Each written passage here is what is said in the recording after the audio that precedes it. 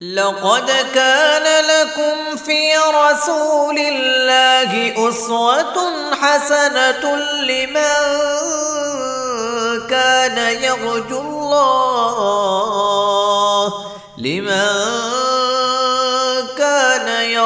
الله واليوم الآخر وذكر الله كثيرا. نحمده ونصلی علی رسول الکریم، اما بعد. صحیح البخاری کتاب التیمم باب نمبر 2 حدیث نمبر 336. باب اذا لم یجد ماء ولا ترابا، جب آدمی کو پانی اور مٹی دونوں میسر نہ ہوں اس وقت وہ نماز ادا کرے یا نہ کرے. نہ پانی اس کے پاس ہو اور نہ مٹی، یا ان کے استعمال کرنے کی استطاعت اور طاقت نہ ہو، تو ایسی حالت میں نماز کو ترک کر دے، قضا کر دے، یا بغیر طہارت حاصل کیے ہی، بغیر پانی کے اور بغیر مٹی کے طہارت حاصل کیے نماز ادا کرے. اس سلسلے میں یہ باب ہے. امام بخاری رحمہ اللہ اس باب سے یہ ثابت کرنا چاہتے ہیں کہ اگر دونوں چیزیں میسر نہیں ہیں، طہارت کے یہ دو ہی ذریعے ہیں، پانی اور پانی کی عدم موجودگی میں مٹی، اگر یہ دونوں فاقد و طہورین ہوں، طہارت کے دونوں ذرائع مفقود ہو جائیں، تو پھر بغیر طہارت کے ہی نماز ادا کر لی جائے، نماز کو چھوڑا نہ جائے. اس سلسلہ میں جو واقعہ آگے حدیث میں بیان کیا ہے، جس سے امام صاحب استدلال کرتے ہیں. قال حدثنا زکریا بن یحییٰ قال حدثنا عبداللہ بن نمیر قال حدثنا ہشام بن عروہ عن ابی عن عائشۃ انہا استعارت من اسماء قلادۃ فہلکت. سیدہ عائشہ رضی اللہ تعالی عنہ نے ہار ادھار لیا اسماء سے. استعارت عاریتاً، مانگواں کسی کو چیز لینا. اسماء حضرت عائشہ رضی اللہ تعالی عنہ کی بڑی بہن ہے، ان سے ایک قلادہ گلے کے اندر ڈالنے والا کوئی ہار عاریتاً لیا. فہلکت، وہ ہار گم ہو گیا.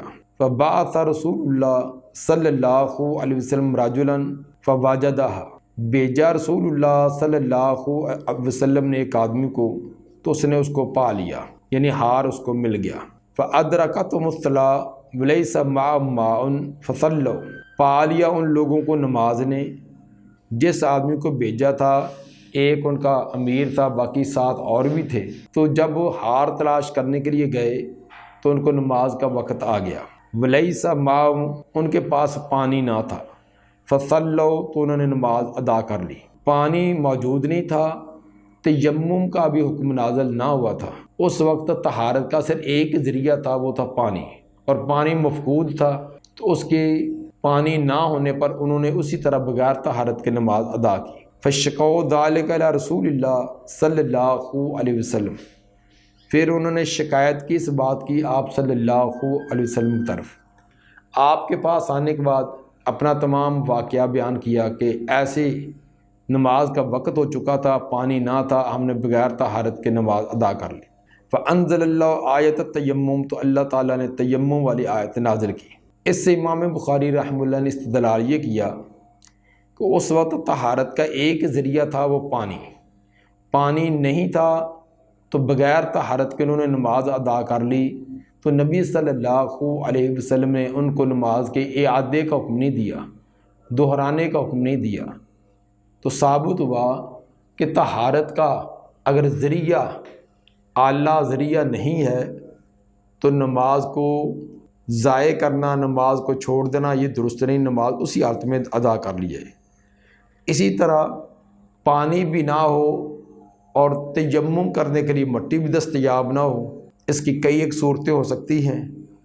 مثلا وہ ایسی حالت میں ہے، ہسپتال میں ہے، اس کو پلستر لگا ہوا ہے، ٹانگوں سے حرکت نہیں کر سکتا، سیدھا لیٹا ہی لیٹا ہے، کوئی اس کے پاس نہ پانی دینے والا نہ کوئی مٹی دینے والا نہیں ہے. اب وہ بغیر تیمم کے، بغیر وضو کے نماز ادا کر لے. اسی طرح کوئی کشتی وغیرہ میں ہے، پانی لینا سمندر سے ممکن نہیں ہے، گرد و غبار ہے نہیں ہے، اب بھی یہ دونوں صورتیں پیش آ سکتی ہیں.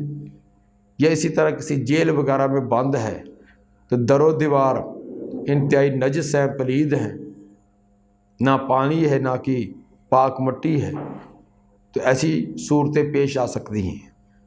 تو امام بخاری رحمہ اللہ کا استدلال یہ ہے کہ جب صرف پانی ہی طہارت کے لیے تھا، تیمم کا حکم ابھی نازل نہ ہوا تھا، تو پانی نہیں تھا تو اس کے بغیر طہارت کے نماز ادا کر لی تو آپ نے اعادے کا حکم نہیں دیا۔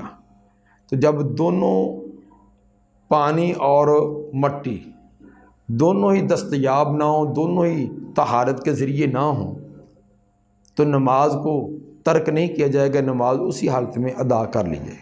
فقال اسید بن حضیر لعائشہ تھا، اتو اسید بن حضیر نے سیدہ عائشہ رضی اللہ تعالیٰ عنہ سے فرمایا، جزاک اللہ خیرہ، اللہ تمہیں بہترین بدلہ عطا فرمائے۔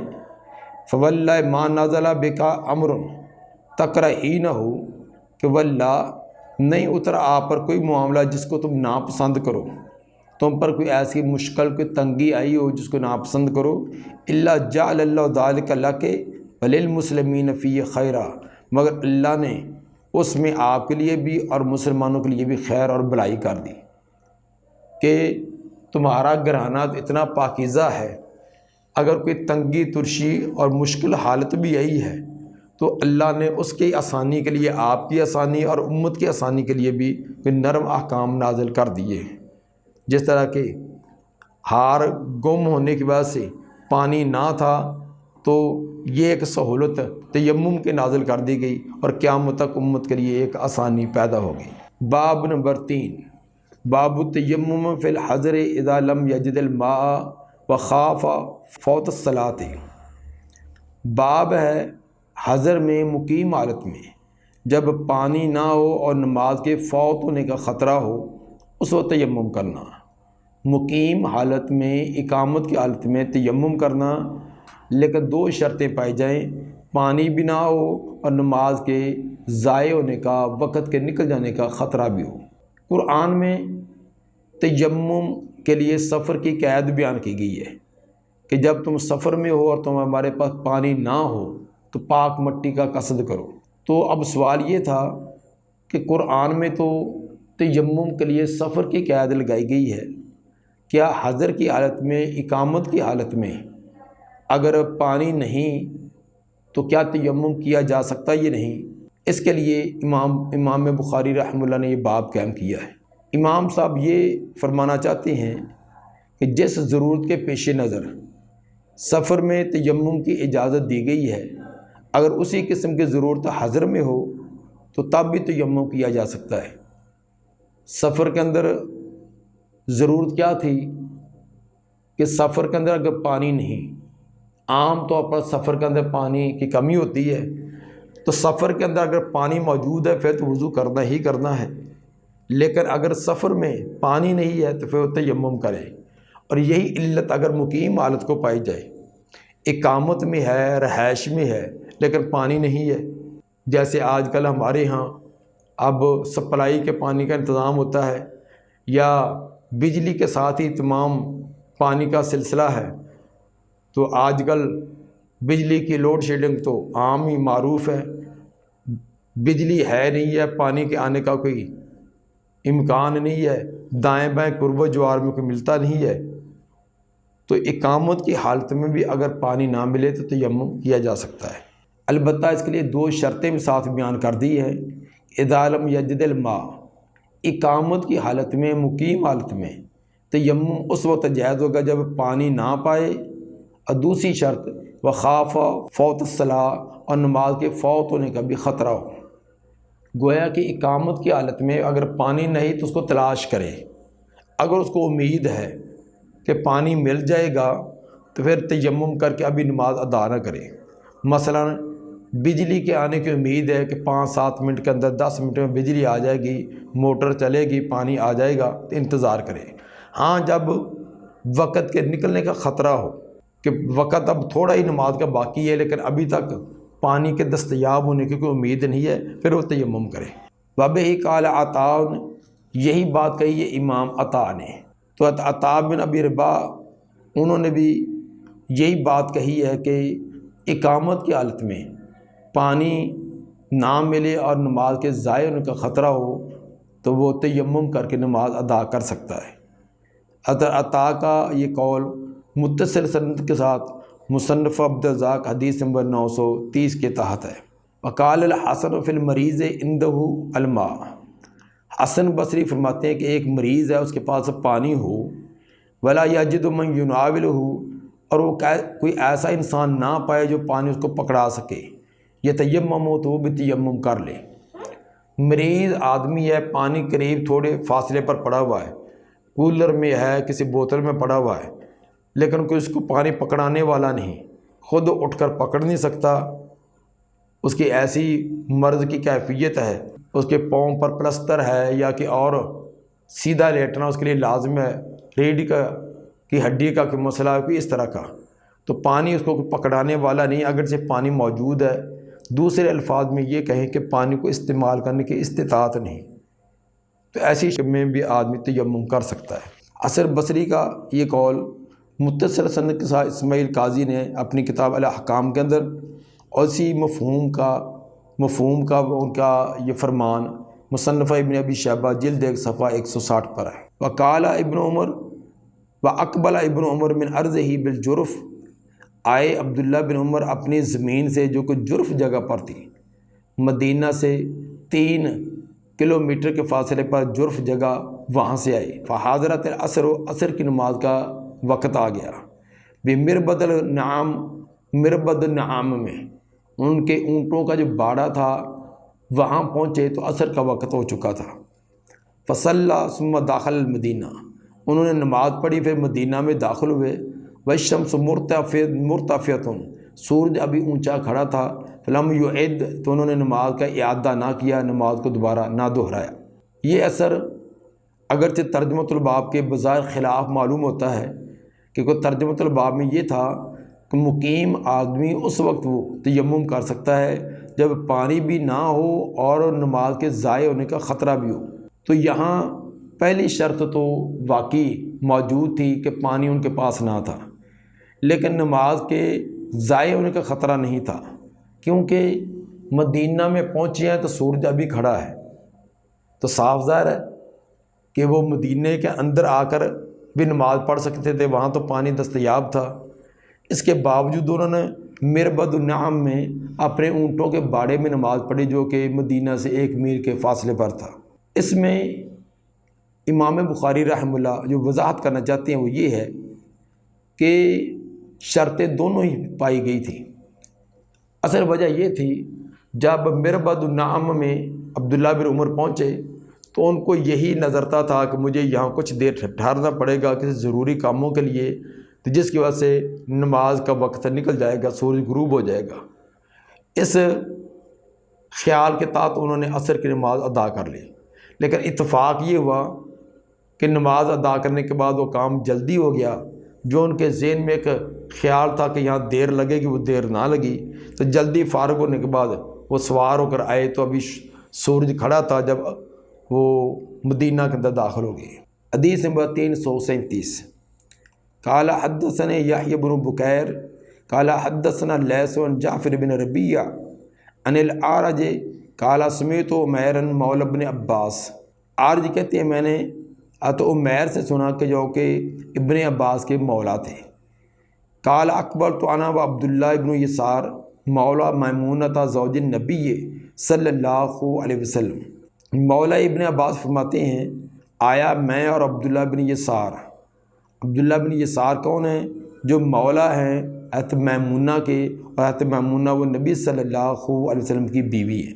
حتیٰ دخلنا علی ابی جحیم بن الحارث بن سمہ الانصاری، جہاں تک ہم داخل ہوئے ابو جحیم بن حارث بن سمہ انصاری، اس کے پاس ہم آئے۔ فقال ابو جحیم کہنے لگے اقبل النبی صلی اللہ علیہ وسلم من نحر بیر جمل، آئے تھے نبی صلی اللہ علیہ وسلم بیر جمل کی طرف سے۔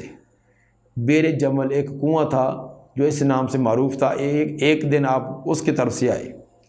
فلاقیہ رجل فسلم علیہ، تو آپ کو ایک آدمی ملا، اس نے آپ کو سلام کہا۔ فلم یرد علیہ النبی صلی اللہ علیہ وسلم، نہ جواب لٹایا آپ نے نبی صلی اللہ علیہ وسلم نے اس کو سلام کا جواب نہ دیا، حتیٰ اقبل الجدار، یہاں تک کہ آپ ایک دیوار کی طرف پہنچ گئے، فماسا بوجہہ ویدیہ، آپ نے اپنے چہرے اور ہاتھوں پر مسح کیا، ثم رد علیہ السلام، پھر سلام کا جواب دیا۔ روایت میں اختصار ہے کہ آپ حاجت بشری میں تھے تو قریب سے گزرنے والے نے سلام کہا، چونکہ ایسی حالت کے اندر جواب دینا، کلام کرنا درست نہیں، آپ نے اس وقت جواب نہ دیا۔ جب آپ اپنے حج سے فارغ ہوئے، اب وہ آدمی سلام کرنے والا آگے گزر چکا تھا، تو اب سلام کا جواب دینے میں تاخیر تو ہو ہی چکی تھی، تو آپ نے پسند کیا کہ میں طہارت کی حالت میں، طہارت حاصل کرنے کے بعد جواب دیا جائے۔ اب پانی موجود نہیں تھا تو آپ نے ایک دیوار کی طرف متوجہ ہوئے، اس پر ہاتھ مارا، دیوار کے اوپر گرد و غبار تو ہوتی ہے، اس سے اپنے چہرے کا، اپنے ہاتھوں کا مسح کر کیا، یعنی تیمم کیا، تیمم کر کے جواب دیا۔ اس سے امام بخاری رحمہ اللہ کا استدلال یہ ہے کہ جب سلام کا جواب دینے کے لیے حضر میں اقامت کی حالت میں آپ نے تیمم کیا ہے، کیونکہ یہ بیر جمل جو ہے یہ مدینے کے ساتھ، یہ یعنی بیر جمل والا کوئی مسافر نہیں ہے بلکہ اقامت کی حالت میں ہے، تو سلام کا جواب دینے کے لیے آپ نے مقیم حالت میں، حضر کی حالت میں تیمم کیا ہے۔ حالانکہ سلام کا جواب دینے کے لیے تیمم کرنا کوئی لازمی نہیں ہے، بغیر طہارت کے بھی، بغیر وضو اور بغیر تیمم کے بھی سلام کا جواب دیا جا سکتا ہے۔ تو جب سلام کا جواب وہ آپ نے تیمم کیا ہے اور مقیم حالت میں کیا ہے، تو نماز جس کے لیے وضو شرط ہے، وضو نہیں تو تیمم شرط ہے، تو اس کے لیے تو تیمم کرنا اقامت کی حالت میں جب پانی نہ ہو تو یہ بالاولیٰ جائز ہوگا۔ یہ امام بخاری کا استدلال۔ باب المتیمم هل ينفخ فیہما، باب نمبر 4 یہ ہے کیا تیمم کرنے والا دونوں ہاتھوں میں پھونک مار کر مٹی کو اڑائے یا نہ اڑائے؟ جب ہاتھ مٹی پر مارے گا تو ہاتھوں کو مٹی تو لگے گی، اسی طرح مسح کرنا چاہیے یا پھونک مار کے اڑا دینا چاہیے؟ تیمم میں مٹی کے اثرات کا ظاہر ہونا یہ ضروری نہیں ہے، یہ لازمی نہیں ہے کہ مٹی چہرے پر نظر ہی آئے، ہاتھوں پر نظر ہی آئے۔ جس طرح بعض شوافے کا یہ نظریہ ہے تو امام بخاری اس کا رد کرنا چاہتے ہیں۔ عقل کا تقاضا اگرچہ یہ ہے کہ پھونک مار کر مٹی کو اڑایا نہ جائے، جیسے کہ مجاہد آدمی، جہاد کے لیے نکلنے والا، وہ گرد و غبار اس کے جسم پر لگے، اس کی ایک فضیلت ہے۔ اسی طرح تیمم بھی جب رضائے الہی کے لیے، طہارت کے لیے کیا جائے تو اس میں بھی گرد و غبار جو ہے مطلوب اور مقصود ہونے چاہیے، اس کے آثار ظاہر ہونے چاہیے۔ یہ عقل کا تقاضا یہ تھا کہ گرد و غبار چہرے پر مسلنی چاہیے اور مٹی جو ہے ہاتھوں کو لگے تو اس کو اڑانا نہیں چاہیے تاکہ اس کے اثرات ظاہر ہوں۔ لیکن امام بخاری رحمہ اللہ فرمانا چاہتے ہیں کہ یہ قیاس ہے اور پھونک مار کر مٹی اڑانا یہ نص سے ثابت ہے۔ اگر مٹی ہاتھوں کو زیادہ لگے تو پھونک مار کر اس کو اڑا دینا یہ نص سے ثابت ہے۔ جب نص سے کچھ یہ ثابت ہو تو پھر اس کے مقابلے کے اندر قیاس کی کوئی حیثیت نہیں ہے۔ قیاس کا اگر سے تقاضا یہی ہے کہ ہاتھوں پر لگنے والی مٹی اس کو جھاڑا نہ جائے، پھونکا نہ جائے، اسی طرح چہرے پر مسلا جائے، یہ تھا قیاس کا تقاضا۔ لیکن نص کا تقاضا یہ ہے، نص سے یہ چیز ثابت ہے کہ پھونک مار کر مٹی اڑانا یہ جائز ہے۔ باب المتیمم هل ينفخ فیہما، باب ہے کہ تیمم کرنے والا وہ دونوں ہاتھوں میں پھونک مار کر مٹی اڑا سکتا ہے۔ حدیث نمبر 338۔ قال حدثنا آدم قال حدثنا شعبۃ حدثنا الحکم عن ذر عن سعید بن عبد الرحمن بن ابزہ عن ابیہ قال جاء رجل الی عمر بن الخطاب، ایک آدمی سیدنا عمر بن الخطاب رضی اللہ تعالیٰ عنہ کے پاس آیا۔ فقال انی اجنبت فلم اصب الماء، اس نے عرض کی کہ میں جنبی ہو گیا اور مجھے پانی نہ ملا، مجھے جنابت کی حالت طاری ہو گئی لیکن مجھے پانی نہ ملا۔ فقال عمار بن یاسر لعمر بن الخطاب، حتی عمار بن یاسر فرمانے لگے عمر بن الخطاب رضی اللہ تعالیٰ عنہ کو، اما تذکر انا کنا فی سفر انا وانت، اے امیر المومنین، کیا آپ کو یاد نہیں ہے کہ بے شک ہم ایک سفر میں تھے، میں بھی تھا اور آپ بھی تھے، فَأَمَّا أَنْتَ فَلَمْ تُصَلِّ، تھوڑا سا یہاں اختصار ہے کہ ہم پر جنابت کی کیفیت ہو گئی تھی تو آپ نے تو نماز پڑھی نا، اس لیے کہ پانی نہیں تھا طہارت کے لیے، تو جب پانی نہیں تھا تو آپ نے نماز کو مؤخر کر دیا۔ وَأَمَّا أَنَا فَتَمَعَّقْتُ فَصَلَّيْتُ، لیکن میں نے لیٹرین لگائی مٹی میں اور نماز پڑھی۔ اصل کے اندر تیمم، وضو کے لیے پانی اگر نہیں ہے تو تیمم کر لے، یہ مسئلہ تو تیمم کا یہ حکم تو نازل ہو چکا تھا۔ لیکن اگر آدمی جنبی ہے اور جنابت کو دور کرنے کے لیے پانی نہ ہو تب وہ کیا کرے؟ کیا وہ وضو والا تیمم بھی کافی ہے یا پورے جسم پر مٹی لگائے تاکہ جسم پاک ہو جائے؟ عمر رضی اللہ تعالیٰ عنہ نے تو نماز ادا نہ کی، کیونکہ جنبی آدمی کے لیے نماز ادا کرنا درست نہیں ہے، اور پانی تھا نہیں، اور اس بات کا علم نہیں تھا کہ جو تیمم ہوتا ہے وہ وضو اور غسل دونوں کی قائم مقام ہے۔ جب کہ حضرت عمار بن یاسر رضی اللہ تعالیٰ عنہ قیاس پر عمل کیا، انہوں نے کہا کہ جیسے وضو کے لیے ہاتھوں پر چہروں پر مٹی مسل لی جائے تو وضو کے قائم مقام ہو جاتی ہے، تو اسی طرح غسل پورا جسم کو پانی سے دھویا جاتا ہے، تو پورے جسم پر مٹی لگا دینے سے جسم بھی پاک ہو جائے گا۔ تو انہوں نے زمین پر لوٹ پوٹ ہوئے اپنے جسم کو مٹی لگائی، اور یہ کر کے انہوں نے نماز ادا کر لی۔ فَذَكَرْتُ لِلنَّبِيِّ صلی اللہ علیہ وسلم، پھر میں نے تذکرہ کیا اس بات کا نبی صلی اللہ علیہ وسلم کے سامنے، جب وہ سفر سے واپس آئے تو آپ کے سامنے اس بات کا اظہار کیا گیا۔ فقال النبی صلی اللہ علیہ وسلم کان یکفی کا ہاکذا، آپ صلی اللہ علیہ وسلم فرمایا کہ تجھے اتنا ہی کافی تھا، آپ ایسے کر لیتے تو کافی تھا۔ پھر آپ نے کر کے دکھلایا، وَضَرَبَ بِكَفَّيْهِ الْأَرْضَ، آپ نے دونوں ہاتھ زمین پر مارے، وَنَفَخَ فِيهِ میں ان کا پھونک ماری، مٹی زیادہ تھی، پھونک مار کر مٹی کو اڑا دیا۔ ثُمَّ مَسَحَ بِهِمَا وَجْهَهُ وَكَفَّيْهِ، پھر مسح کیا اپنے دونوں ہاتھوں کے ساتھ اپنے چہرے کا اور اپنے ہتھیلیوں کا، تو چہرے پر بھی ہاتھ پھیرا اور الٹا ہاتھ دائیں ہتھیلی کے اوپر وال اور دایاں جو وہ دوسرے ہاتھ کے اوپر والے حصے پر پھیرا۔ یہ روایت امام بخاری 9 مرتبہ لائے ہیں، اور اس جگہ ثابت یہ کیا کہ تیمم کرنے والا اگر ہاتھوں کو مٹی زیادہ لگی ہے تو مٹی کو جھاڑ کر، ہاتھوں کو جھاڑ کر یا پھونک کر مٹی کو کام کیا جا سکتا ہے۔ دعا ہے کہ اللہ تعالی ہمیں تمام احکام کو صحیح طرح سمجھ کر ان کے مطابق عمل کرنے کی توفیق عطا فرمائے۔ سبحان ربک رب العزت عما یصفون، والسلام علی المرسلین، والحمد للہ رب